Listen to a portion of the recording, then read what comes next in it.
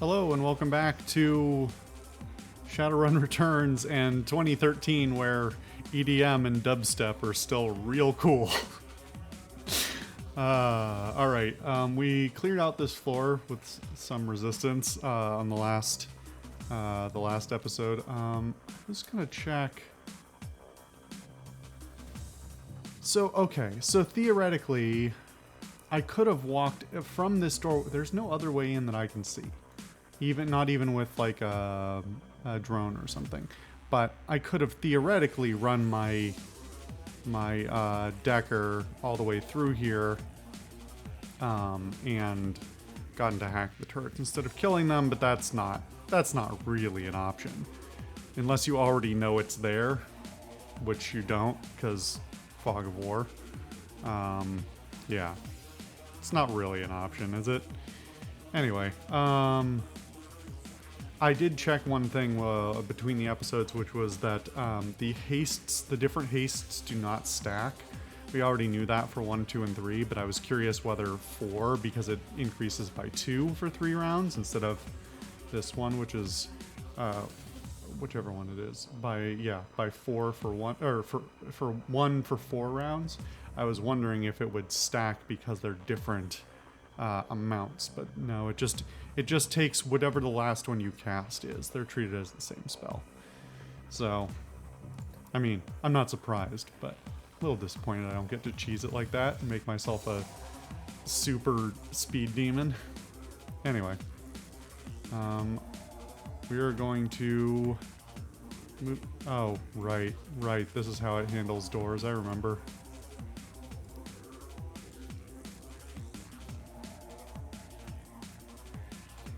What a bizarre system.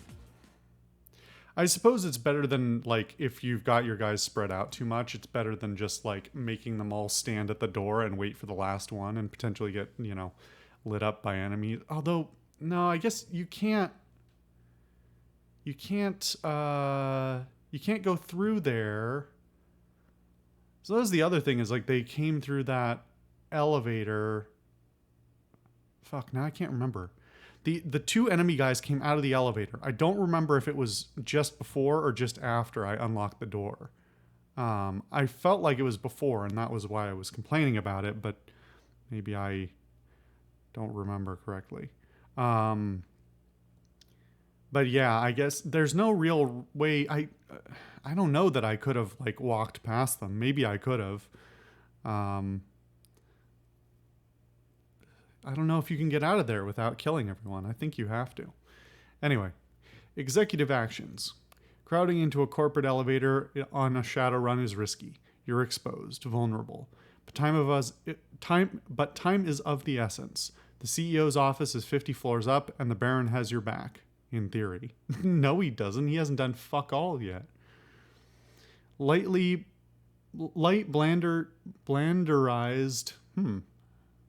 Blanderized music flows softly from hidden speakers as you make your way up to James Telestrian's office and towards your objective, a sample of Project Aegis.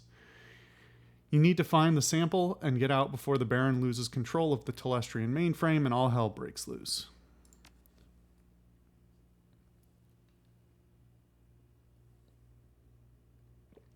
All right.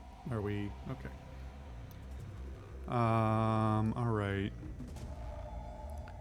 I don't see any other doors, so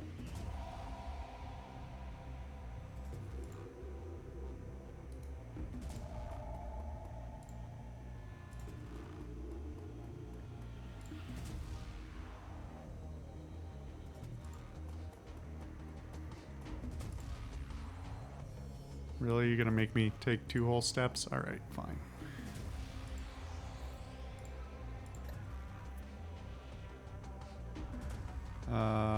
Of course. Oh, and this didn't refresh. I mean, we were probably in that elevator for a little while. Really, you couldn't refresh that for me?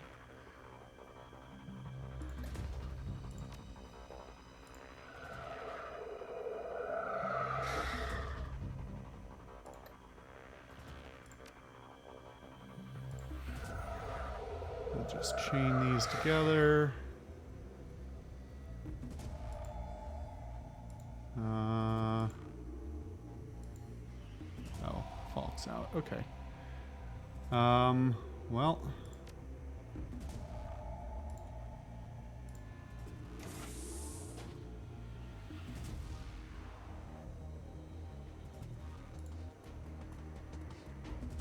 Oh, there's a surprise. Somehow I don't think it'll stay this way for long. Although, well, I don't know how this is going to behave. Well, there's a vent there. Huh. I was going to say, I don't know if they're going to treat this as being an actual wall, or they're going to let people through a hidden door or something from here. Although I guess they wouldn't have anywhere to go, huh? Because they wouldn't, the game doesn't let them, like, shoot through the glass or anything. It's probably for the best. Okay, well. I'm not sure how wary I should be.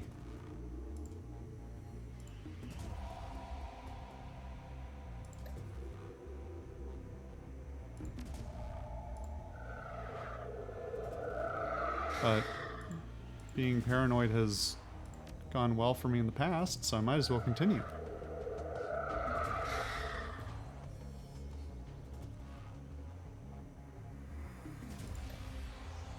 I don't know why it shrinks that down every time I reload. Anyway, what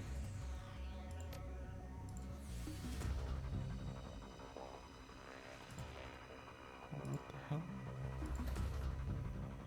Why is it? Alright, well.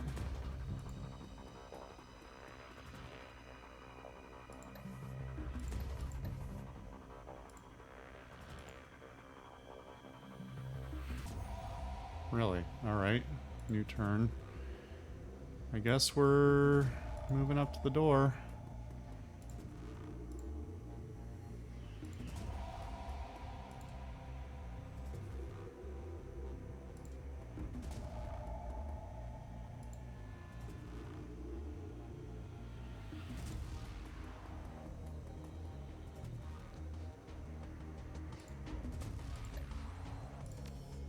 Might as well use the AP while I have it. I mean, it feels silly wasting this much AP, but I'd rather, you know, start the new turn so everyone's fresh, instead of just having Coyote run in guns blazing. Nobody to back her up.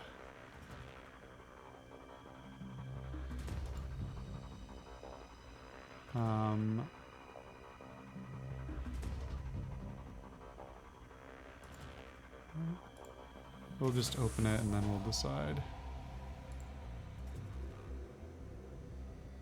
Well, it's really not great that it shows me the whole layout of the room, even though it keeps it so in darkness, even though clearly the characters should be able to see a lot more of that from around the corner. But then, you know, still tells me where I can and can't be and shows me where my objective is. Like, to the point that I can see that I need to run in here, probably run through all these rooms, and based on the geometry, I'm guessing there's a firefight this direction, and then probably go this way and come back around. Or go all the way around here, out, and then... Well, it doesn't say it's blocked, so I don't know. Anyway, it's dumb. I think it's dumb. You'll have to just forgive me for that.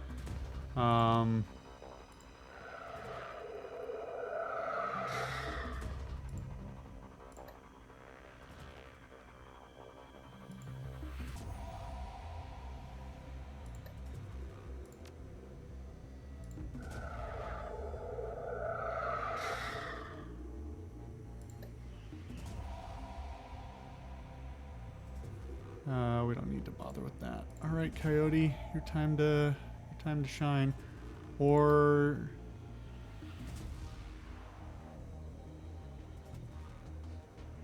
I really don't know that this is, like, quickness +1 just doesn't make that much of a difference. I feel like I'm missing totems, like I should be having upgraded versions of the totems.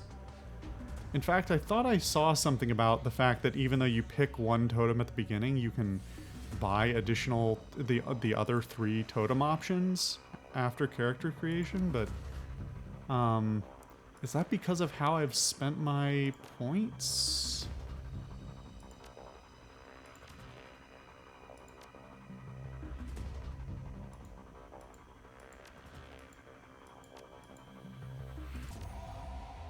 Doesn't say anything to that effect, so I don't know.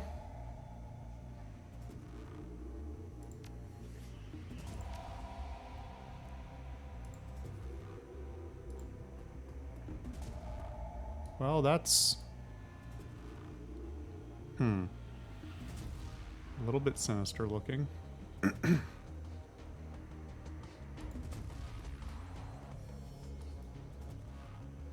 I genuinely don't know whether we're having combat here or not.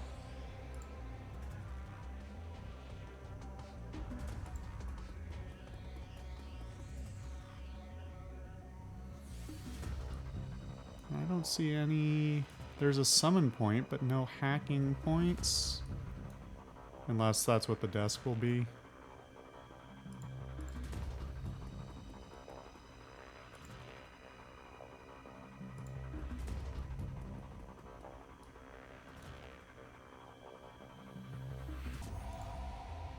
Well, since you've got a turn. The globe glows with an unearthly light. The areas around for fuck's sake. Even if I wasn't reading it out loud, I wouldn't be able to parse that in that amount of time. I mean, give me a fucking break. And I can't even look at it again. That's the most offensive part. It's just like, the text is gone. It's a good thing I recorded it so I can definitely go back and see what it said. Well, you guys all get to do that. I'm not gonna bother. Womp womp. I'm guessing we may have to hold out in here, is what's going to happen, is we're going to start the hack, and then guys are going to come streaming in.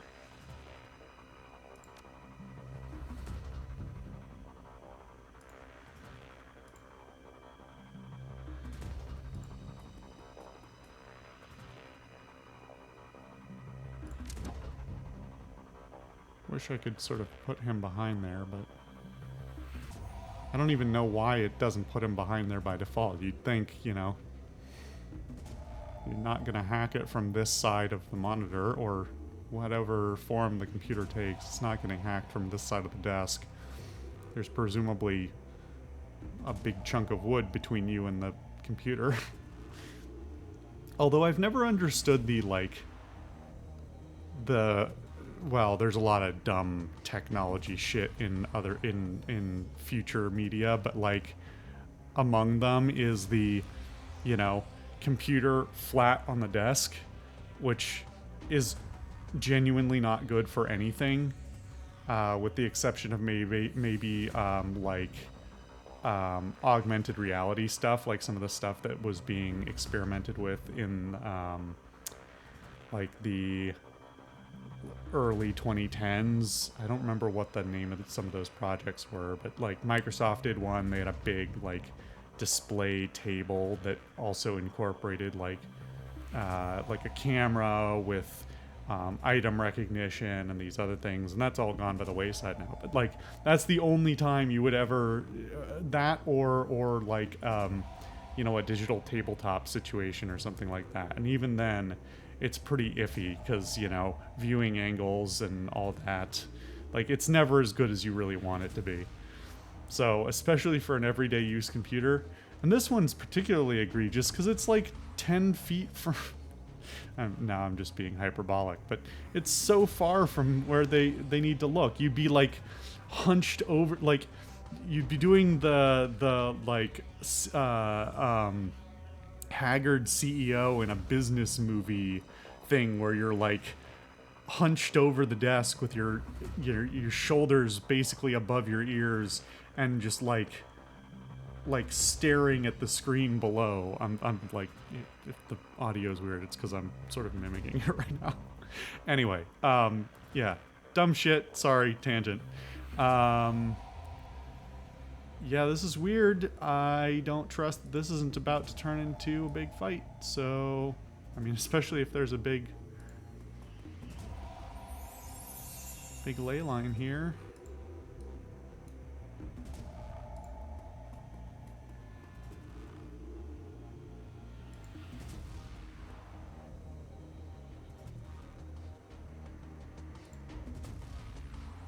Well,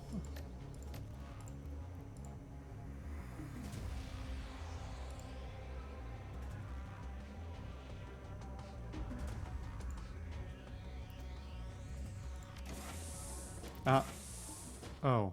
Wait, was that a thing? Of course it's not going to tell me. That noise was like a door was opening, but I don't know if that's just a reused bit from this. Of course. Okay.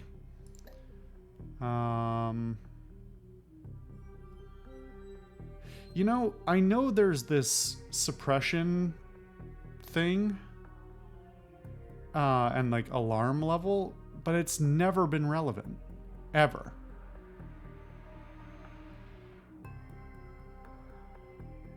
So I don't know what to make of that.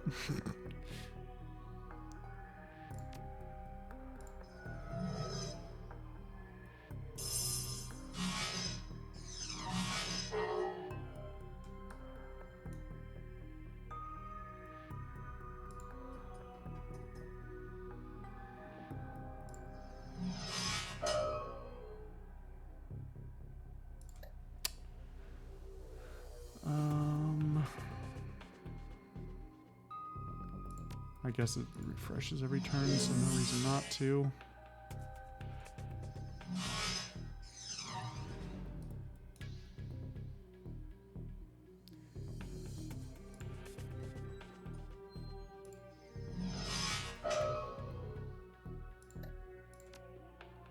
The main reason I bring up the alarm level thing is like, I was thinking it might be relevant here. Is like if we set if the alarm goes too high or fully goes off. I don't even know how the mechanic works, because I think it was briefly explained once and then it's never come up. So I was wondering if that might affect how this plays out. No, just don't know.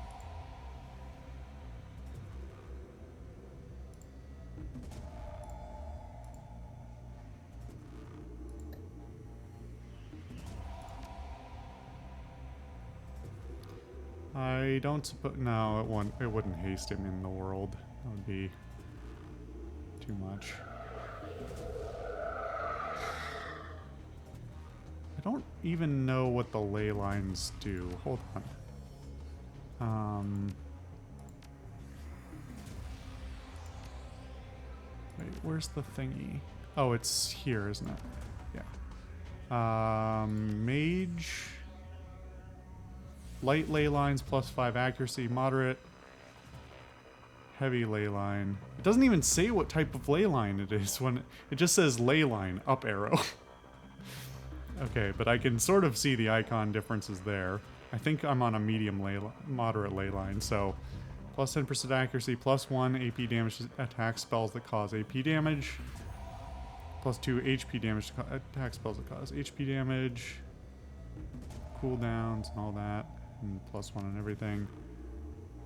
So yeah, that looks like a moderate ley line to me.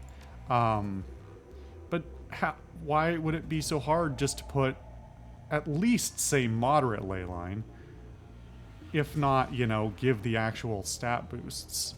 If not here, then in the spell book to like say, hey, you're on a moderate ley line. This will cool down, or this will do 2 extra damage. Actually does...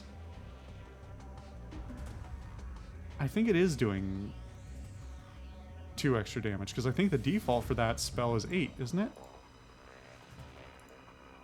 Or 6? I don't remember. Okay, so well, if it is doing the math, which I think it is, then why not make that more clear that that's the booster? I mean, maybe some people don't care where the difference is coming from, but normally when I play with certain sets of skills, I have certain expectations of how they're going to behave. You might say, oh, it just cooled down faster. Aren't you happy? Yeah, but I want to know that it's ready a turn earlier. Otherwise, I'm not even going to open my spell book to look. I'm just going to assume because I know it cools down after 3. So it'll just be, the whole thing will be wasted. Or it'll do more damage and I won't think about it. But it might factor into my calculations on how I spend my AP for that character or other characters. Just make things clear. Starting to literally froth at the mouth. Hold on. Oh, I just noticed there's another door there. Why is that? Of course, I can't move this. So. I don't see any reason to open that door preemptively.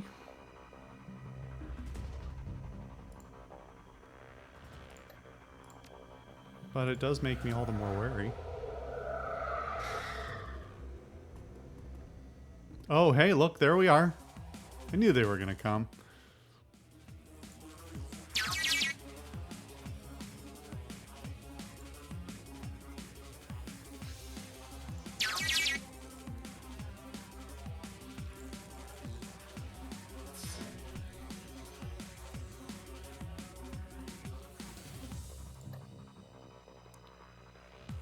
Okay.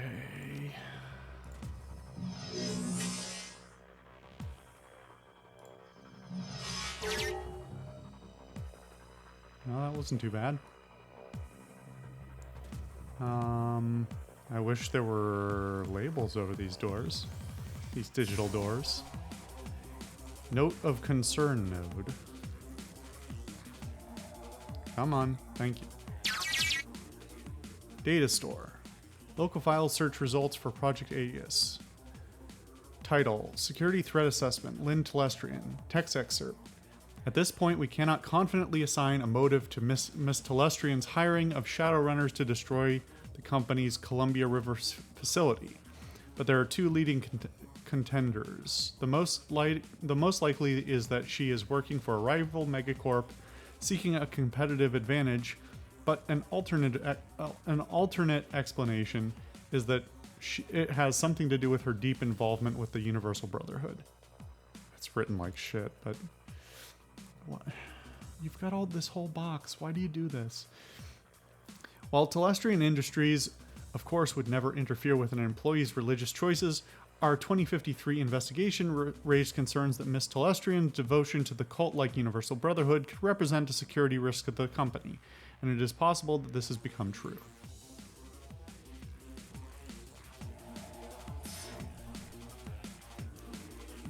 Regain controls of the elevators in the Matrix. What?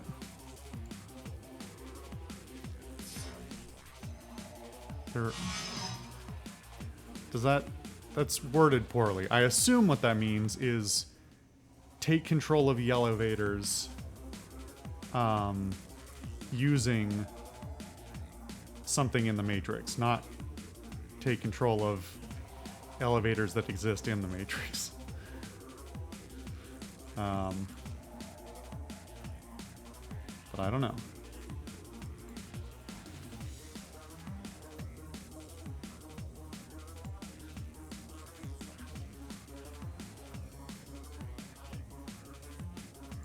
Okay, I definitely need you to armor up our Decker because he's on the wrong side of the desk.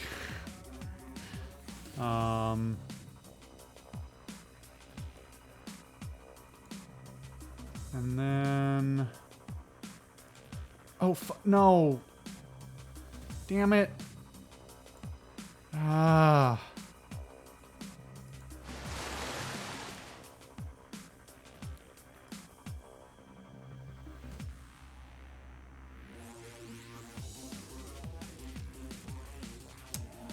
It's a good thing she has haste.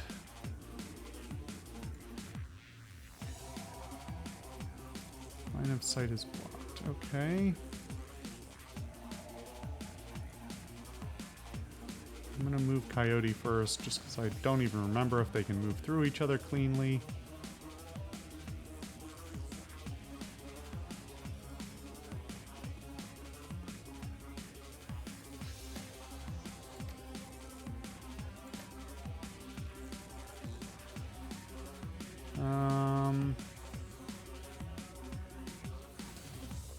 Let's try out wide load. Nice. Holy shit, nice. That was awesome. I don't always love the luck system, but occasionally it works. Alright, armor yourself up. And then I'm gonna move Alice to here. And kill this guy.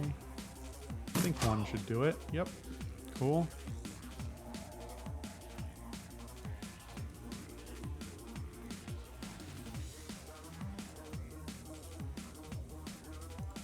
I think I'm just gonna do that action, and then I wish there was a hunker down or something like that. I think what I'm really saying is I wish I was playing XCOM.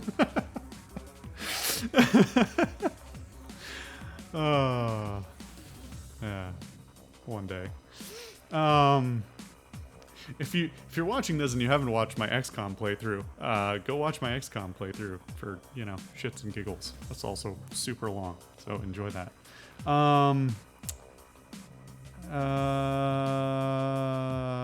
don't understand why I only got one move out of the water spirit, but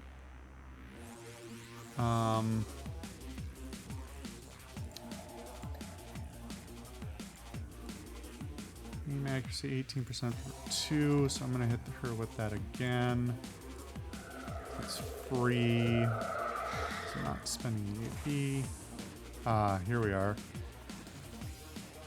On the one hand, I like knowing these guys are coming. On the other hand, it's really bizarre because I can't see over there. In fact, there's been an overly aggressive fog of war the whole time, and then suddenly it wants to let me know. It didn't tell me the first guys came out of the elevator, but it did tell me that those guys behind the locked door, or behind the closed door at least, are coming. That's so bizarre.